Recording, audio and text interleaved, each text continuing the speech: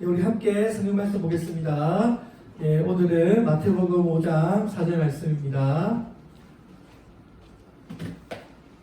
우리 다 함께 마태복음 5장 4절의 말씀 함께 큰 목소리로 읽겠습니다. 시작. 애통하는 자는 복이 있나니 그들이 위로를 받을 것이며. 아멘. 오늘 우리 지난주에 이어서 예수님께서 우리들에게 산상수훈에 관한 말씀을 계속해서 전하겠습니다. 우리 지난주에는 주님께서 가난한 자가 복이 있도다, 천국이 너희들의 것이다 라고 말씀한 것처럼 오늘은 주님께서 애통하는 자들에게 복이 있고 위로를 받을 것이다 라고 말씀하고 있습니다.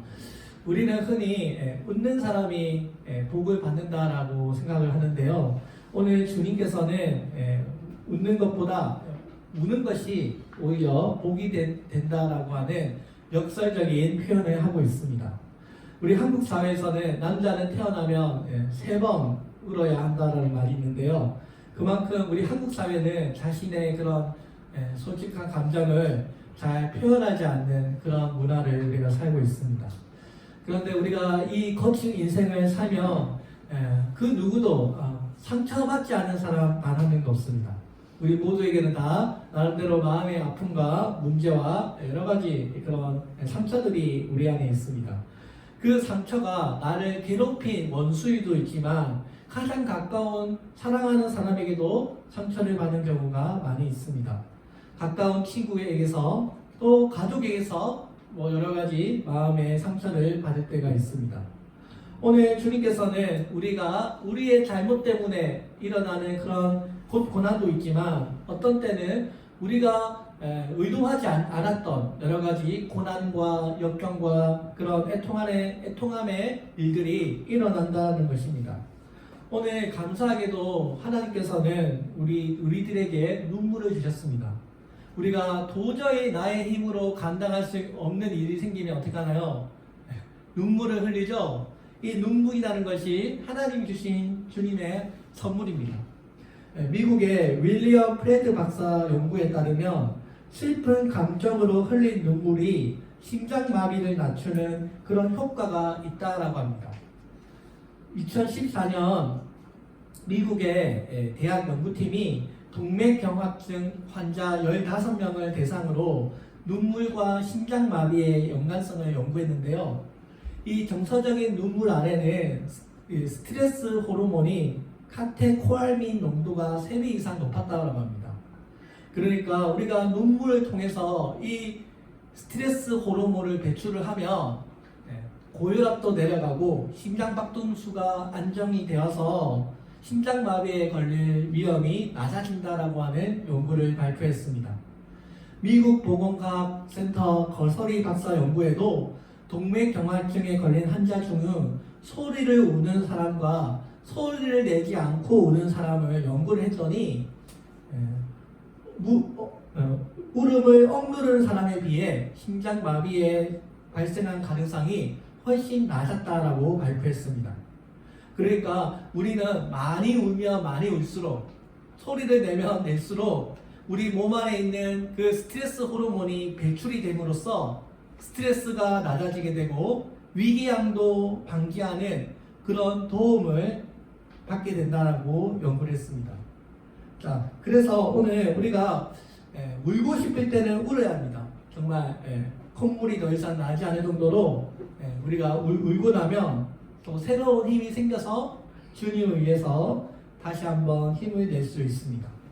오늘 주님께서 애통하는 순간이 온다는 것을 주님도 알고 계셨습니다.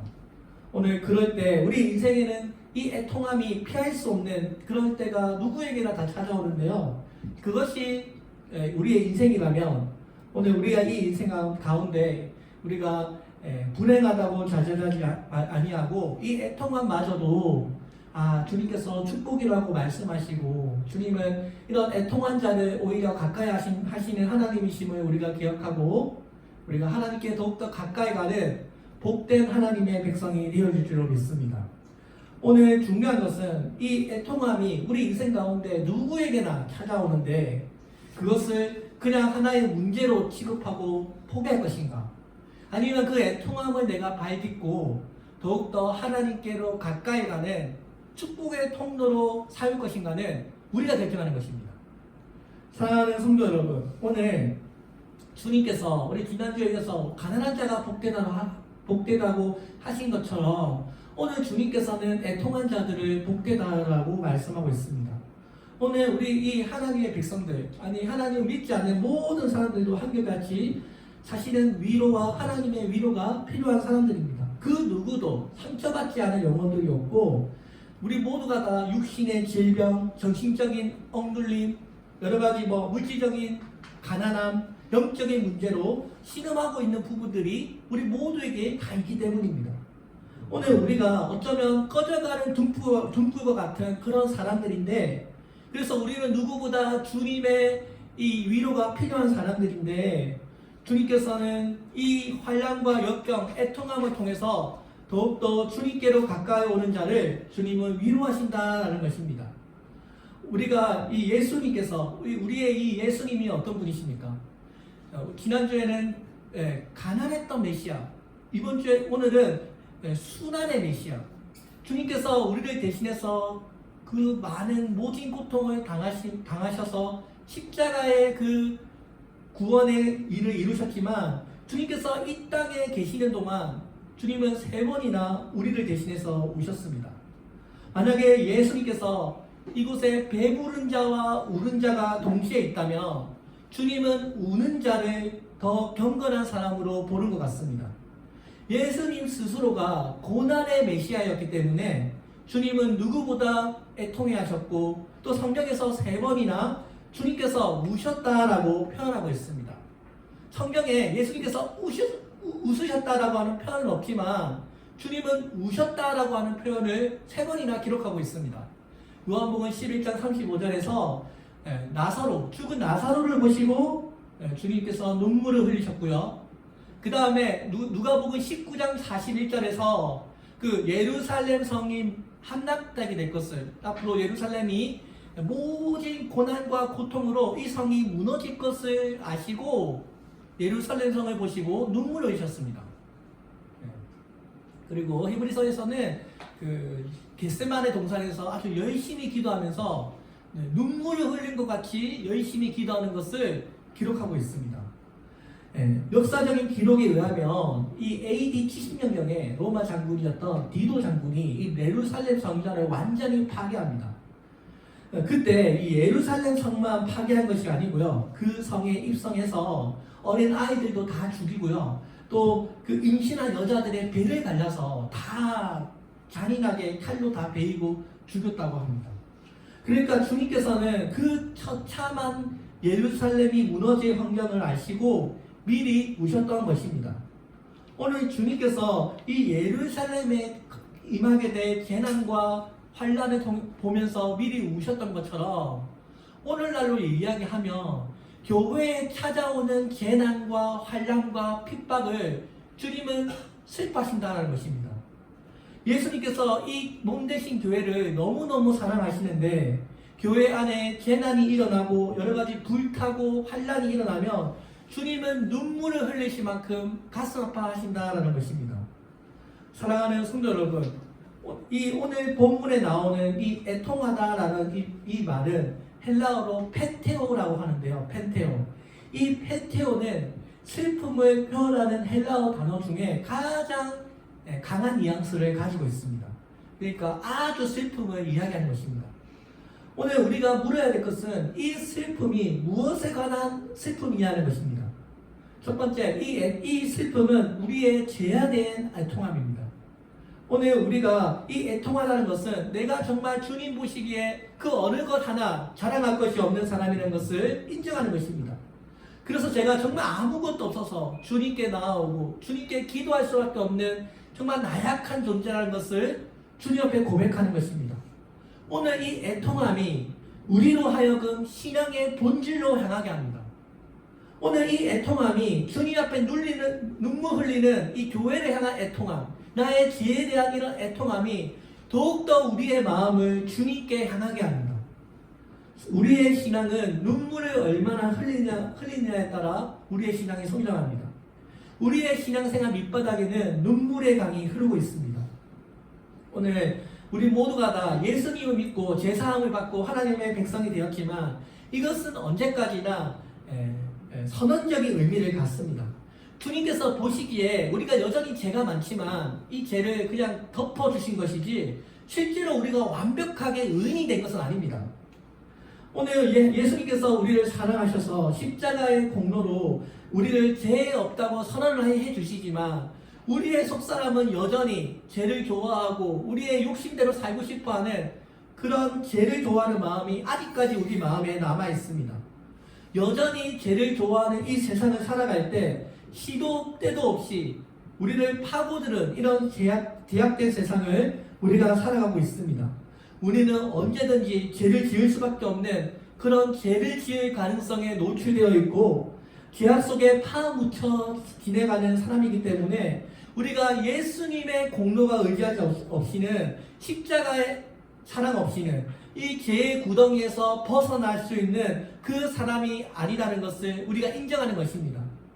오늘 그래서 이 주님 앞에 선 사람들, 지금 산산수훈회 앞에 모인 이 모든 사람들이 하나님의 은혜가 아니면 제가 살아갈 수 없습니다. 저 너무 가난하고 애통합니다라고 하고 라는 것을 정말 하나님밖에 없다는 것을 인정하는 그 사람만이 주님께 복을 받게 된다는 것을 이야기하고 있습니다. 오늘 이 시간 그 누구도 하나님 앞에서 제 유혹 앞에서 온전하게 설 수 있는 사람이 단 한 명도 없습니다. 오늘 주님께서 이런 자들에게 슬퍼하고 애통한 자를 주님은 찾으시고 그들을 위로하신다는 것입니다. 우리가 알고 있듯이 이스라엘 역사에서 가장 위대한 왕이었다고 한다면 아무래도 다윗 왕을 뽑을 수 있습니다. 이 다윗 왕, 하나님 보시기에 하나님의 마음에 합당한 사람이라고 불릴 만큼 하나님을 잘 섬겼던 사람입니다. 그러나 이 다윗의 의로움도 언제까지나 인간적인 의로움이었습니다. 왜냐하면 다윗도 우리가 보기에 보통 사람과 같이 우리가 생각할 수 없는 그런 큰 죄를 지었기 때문입니다. 그는 간통했고 자신의 죄를 숨기려고 자신의 충실한 부하를 전쟁터의 최전선에 내보내서 간접적으로 그를 죽이도록 유도했습니다. 다윗 왕도 자신의 죄가 얼마나 수악한 것인가를 주님 앞에 고백했습니다. 시편 51편 17절에서는 이 적나라하게 지은 자신의 죄를 드러놓고 하나님 앞에 용서를 구하는 그런 애통하는 시를 주님 앞에 고백하고 있습니다. 우리 함께 읽겠습니다. 시작. 하나님의 구하시는 제사는 상하고 통회하는 심령이라. 하나님이 상하고 통회하는 심령을 멸시치 아니하시리라. 아멘. 오늘 이 시편 51편이 주님 앞에 죄를 지어놓고 쓴 시편입니다. 그러니까 다윗마저도, 이스라엘에서 가장 위대한 다윗마저도 이렇게 하나님 앞에 큰 죄악을 지은 추악한 인간이었다는 것을 고백하고 있는 것입니다. 주님 앞에 회개를 구하오니 주님 저를 잊지 마시고 주님 저의 상한 심령을 치유해 주시고 저를 가까이 해달라고 주님 앞에 고백하고 있는 것입니다. 오늘 우리가 주님 앞에 서는 사람들, 오늘 우리가 이 가난함과 애통함의 마음을 가지고 주님 앞에 서는 것입니다. 오늘 우리가 이 예배에 나올 때 그 누구도 나의 의로움을 자랑하려고 나오는 사람은 없습니다. 우리가 다 이 추악한 세상 가운데 죄로 얼룩진 우리의 이 죄로 물든 이 인생을 가지고 주님 앞에 나온 것입니다. 오늘 주님께서는 신실하시고 은혜로우셔서 주님 앞에 나온 이 자를 주님을 멸시하지 않습니다. 오늘 주님 앞에 가슴 치며 회개하는 이 사람을 주님은 가까이 하신다는 것입니다. 사랑하는 성도 여러분, 애통함이 무엇입니까? 애통함은 상한 심령입니다. 정말 눈물을 흘렸기 때문에 저는 주님 없이는 살아갈 수 없습니다를 고백하는 것입니다. 울어보지 아니한 사람은 도저히 맛볼 수 없는 하나님의 특별한 위로가 그에게 있었던 것입니다. 오늘 우리 주님께서 말씀하시는 이 애통함, 바로 자신의 죄를 깨닫고 하나님께로 나아오는 자를 주님은 복이 있다라고 말씀하십니다. 오늘 우리 모두가 오늘 이 설교를 통해서 다시 한번 주님 앞에 애통하는 심정을 가지고 우리가 신앙생활 하기를 바랍니다. 오늘 주님께서는 오늘 우리 마음에 주님을 향한, 무엇보다 우리 이 교회를 향한 애통함을 가지기를 원하십니다. 우리가 잘 알고 있듯이 사도 바울은 고린도 교회를 세웠지만 고린도 교회 교인들에게 배척을 당합니다. 고린도 교회 안에는 많은 문제들이 있었습니다. 그래서 사도 바울이 이 고린도 교회를 생각할 때마다 많은 눈물을 흘렸습니다. 고린도 후서를 눈물의 편지라고 부르는데요. 그만큼 사도 바울이 교회를 사랑하는 마음으로 정말 복음을 전하기 위해 온갖 수치와 고난을 당하면서도 하나님의 복음을 전하기 위하여 희생했던 자신의 그 인생을 이 고린도 편지에 솔직하게 표현하고 있습니다. 무엇보다도 이 고린도 교회를 향해 사도 바울은 아주 슬퍼했습니다.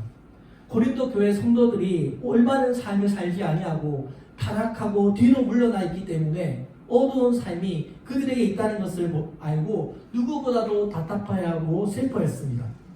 바울은 복음을 모르는 자들을 위하여 자신의 삶을 희생했습니다.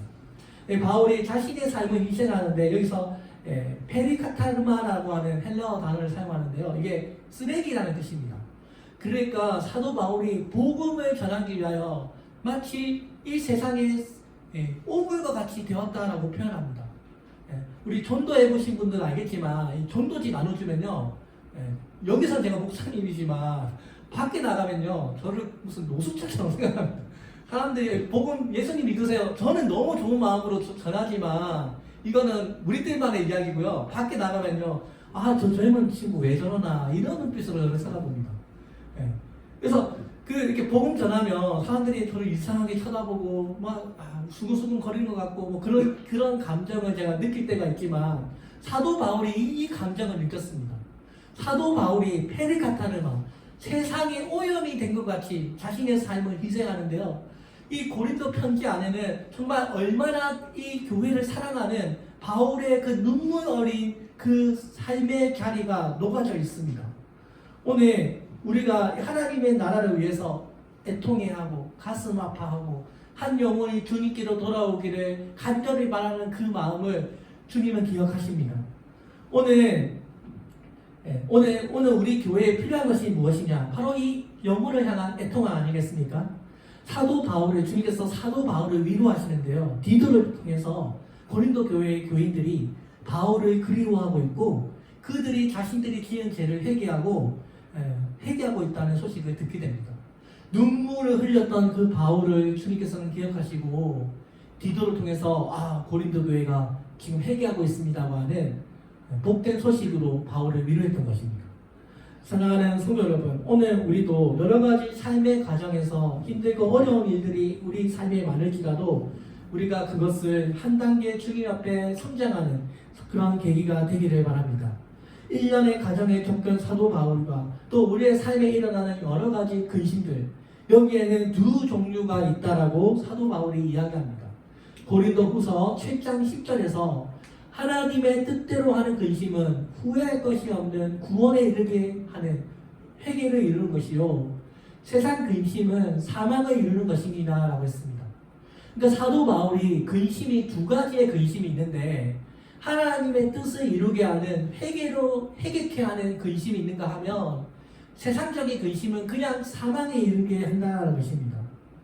오늘 우리가 주님을 향한 이 애통함, 정말 영혼을 사랑하고 정말 우리가 지은 이 죄를 정말 하나님 앞에 회개하는 그런 마음을 가져서 주님께 더욱더 가까이 가는 그런 교회가 되기를 바랍니다.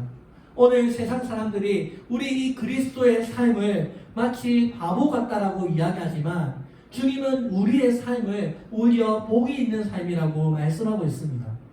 오늘 우리가 교회를 향한 애통함, 또 영혼을 향한 애통함, 내 자기 자신을 위한 이런 애통함을 가지는 이런 마음들이 예수님의 마음이라는 것입니다. 이사야 57장 15절에서 말씀합니다. 지극히 존귀하며 영원히 거하시며 거룩하다 이름하는 이가 이와 같이 말씀하시되 내가 높고 거룩한 곳에 있으며 또한 통회하고 마음이 겸손한 자와 함께 있나니 이는 겸손한 자의 영을 소생시키시며 통회하는 자의 마음을 소생시키려 함이리다. 아멘. 오늘 하나님께서는 구약이나 신약이나 계속해서 마음이 상한 자를 주님은 가까이 하시고 그들의 마음을, 그들의 영혼을 소생시킨다라고 말씀하고 있습니다. 오늘 우리가 믿고 있는 하나님은 어떤 하나님입니까? 애통하는 자를 위로하시는 하나님입니다. 오늘 하나님은 애통하는 자들의 편에 서서 우리와 함께 하십니다. 우리가 전도할 때 이 많은 교회들 중에 정말 너무 초라해서 파묻혀서 우리 교회가 있는지 없는지도 모르지만 그래도 꿋꿋하게 하나님 말씀대로 살아가고 기도하는 자, 기도하고 하나님의 얼굴을 찾는 자 편에 주님께서 서신다라고 믿습니다. 오늘 주님께서 우리 도시성결교회에 함께 하시고 주님께서 애통한 자들을 통해서 축복의 길을 열어줄 것을 믿습니다. 오늘 이 애통함이야말로 하나님의 축복으로 가는 길입니다. 하나님 앞에 애통하면요 문제 해결을 받을 수 있습니다. 사랑하는 성도 여러분, 많은 사람들이 곤란한 지경에 처했을 때 돕는 사람이나 돕는 손길을 통해서 문제를 해결하는 것 같이 오늘 주님께서는 하나님의 신비로운 섭리를 통하여 주님께서는 주의 일을 이루십니다. 이것은 마치 우리의 인생 가운데 파도가 끊임없이 밀려오지만 그 파도가 지나가고 난 다음에는 평화가 찾아오듯이 애통한 일이 지나고 나면 반드시 문제 해결이 이루어 주신다는 것입니다. 오늘 우리가 주님 앞에서 애통해야 하며 이 교회를 위하여 기도할 때 주님께서 우리의 마음을 소생케 하는 역사를 베풀어 주실 줄로 믿습니다. 사랑하는 성도 여러분, 인류의 역사는 항상 이렇게 하나님의 믿음의 사람들, 정말 이 악하고 무지한 마음에서 죄를 돌이켜서 하나님을 찾고 하나님의 의를 구한 사람들을 사용하셨습니다. 오늘 우리의 믿음의 선배들이 자신의 죄뿐만 아니라 우리 교회, 우리 사회, 우리 국가의 죄까지도 마치 자기의 일인 것처럼 모든 것을 짊어지고 가는 그들의 기도를 통해서 주님을 역사하셨습니다. 오늘 사랑하는 성도 여러분, 우리가 이 세상을 살아가는 동안 내가 잘못해서 일어나는 일들도 있지만 그것과 별개로 이 세상의 구조적인 악, 이 세상이 사단이 줄을 잡고 있는 그런 제약된 세상 때문에 우리가 고통받고 압박받고 여러가지 슬퍼할 때가 참 많습니다. 오늘 우리가 슬픈 일이 많으면 고통스럽고 탄식이 나오고 애통함이 생겨나는데요, 오늘 이 애통하는 이 성도들을 주님께서는 위로하신다는 것입니다. 우리가 알고 있는 성령님, 삼위일체 성령 되시는 이 하나님께서 위로하는 영이십니다. 성령 하나님을 파라클레토스라고 하는데요, 옆에서 우리를 대신 말해주신다, 옆에서 우리를 대신 위로하고 격려하신다는 것입니다. 성령 하나님께서 우리가 불신앙의 죄를 대해서는 세상을 책망하심으로 세상으로부터 우리를 보호하시고, 또 불경건한 자들이 우리를 공격할 때 우리의 옆에서 우리를 대변해 주시고 우리를 교도해 주심으로써 우리를 위로해 주신다는 것입니다. 이 성령 홀리 스피릿, 이 성령님이 영어로 컴포터, 위로하다라는 뜻인데요, 그만큼 성령님께서는 우리의 옆에 계시면서 우리를 도우시는 위로자가 되십니다.